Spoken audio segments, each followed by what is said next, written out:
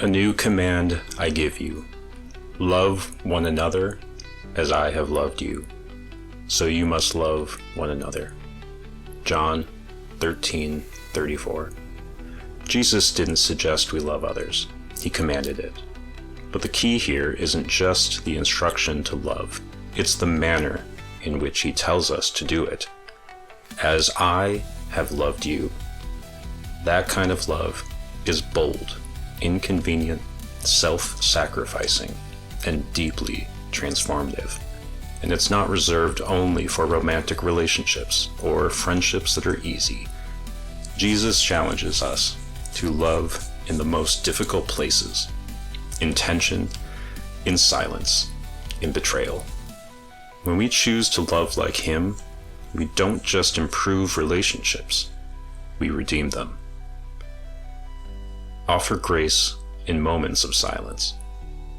Sometimes the loudest part of a relationship is the silence, the unanswered text, the avoided eye contact, the distance that says more than words ever could.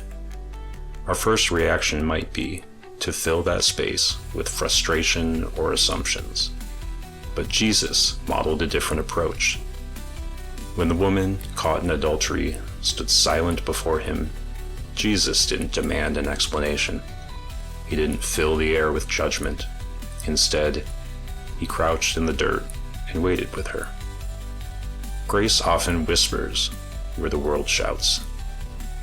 If someone in your life has grown distant or withdrawn, resist the urge to fix or force them to open up. Instead, choose presence without pressure.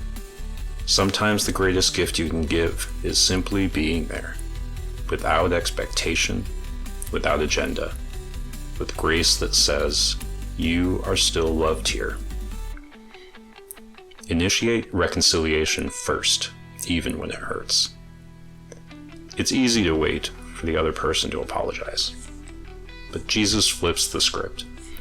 In Matthew 5:23-24, he tells us that if we even remember someone has something against us, we're to stop what we're doing and go make peace first. That means even if we feel 90% right and only 10% wrong, the responsibility still rests on us. Reconciliation is more than a truce. It's an act of worship. It means valuing peace over pride. Is there someone you've been avoiding because of past conflict? Reach out, not because they deserve it, but because Jesus reached out to you while you were still broken. Healing doesn't start when both people are ready. It starts when one person obeys Christ. Ask questions instead of offering opinions. When someone's struggling or in conflict with you, the urge to advise or correct can be strong.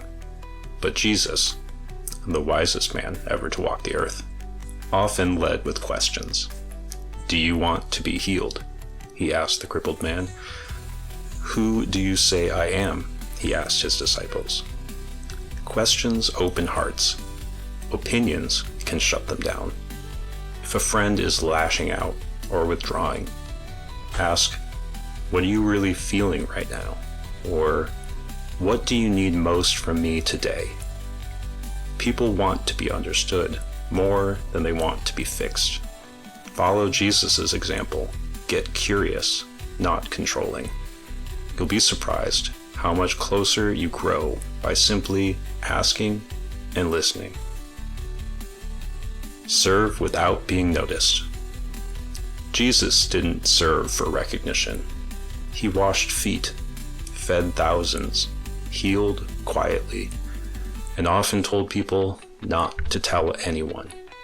In a world addicted to applause, this is radical.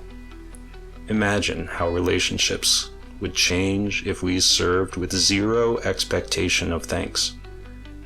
Clean a family member's room, cover for a coworker, cook a meal for a friend, and don't post about it. When you serve in secret, your motive gets purified, and over time, people feel deeply loved, not for what they give back, but because you're giving out of a heart like Christ's. That kind of love transforms relationships into sacred spaces of humility and trust. Bless those who talk behind your back. There's almost nothing more painful than being betrayed or gossiped about by someone close. But Jesus faced that too. He was betrayed by Judas, denied by Peter, mocked by crowds. And what did he say as he was dying? Father, forgive them. When someone tears you down, you have two choices: retaliation or redemption. Instead of speaking ill of them, pray for them. Instead of defending your name, lift up theirs in secret.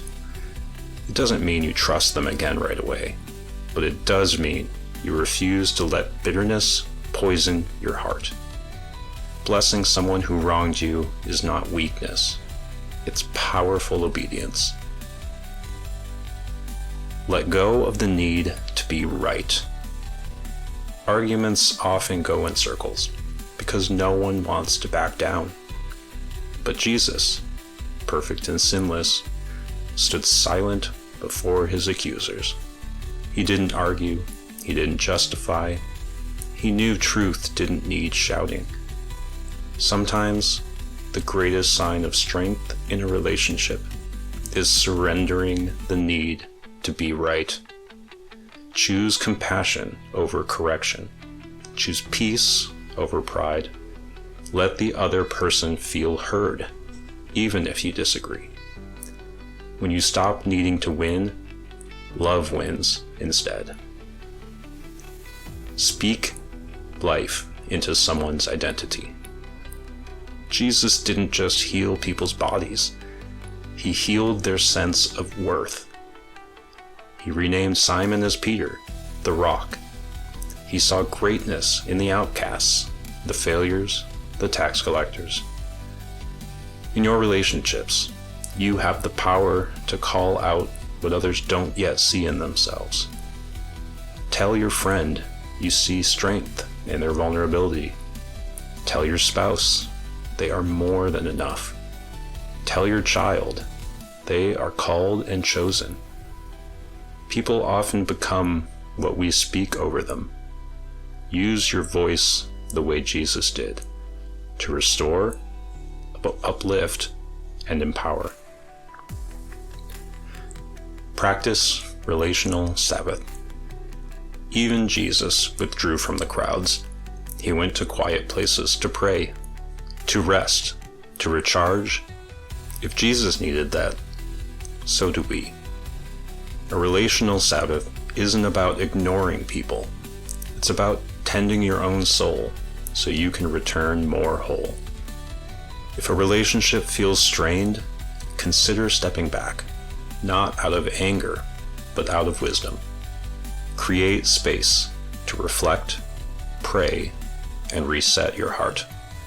When you return, you'll be better equipped to love fully, not from burnout, but from overflow. Offer forgiveness without an apology. Forgiveness is hard enough when someone asks for it. But what about when they don't? Jesus forgave his killers as they mocked him. Forgiving without an apology may feel unjust, but it's not about letting them off the hook. It's about letting yourself off the chain. You're not saying what they did was okay. You're saying it no longer owns you.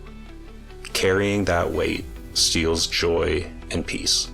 When you release it, you make space for God's justice and for your own healing. Love the Judas in your life. This might be the most difficult of all.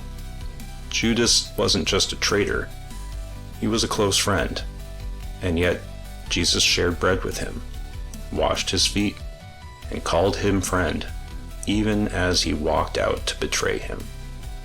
That just doesn't mean Jesus trusted him with his heart again, but it does mean he didn't let hatred take root. In your life, There may be people who have betrayed your trust. Loving them doesn't mean staying close. It means choosing not to be bitter. It means praying for their soul, not plotting revenge. Only Jesus can give you the strength to love like that.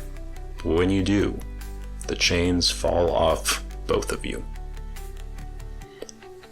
These 10 ways may not be easy, but they are holy.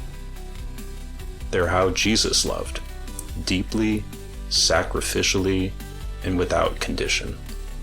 And if we dare to follow his lead, our relationships won't just improve. They'll become living testimonies of God's power to restore, renew, and redeem. So today, which one of these will you live out? Even one step in Jesus' direction can change the way you love forever. Amen.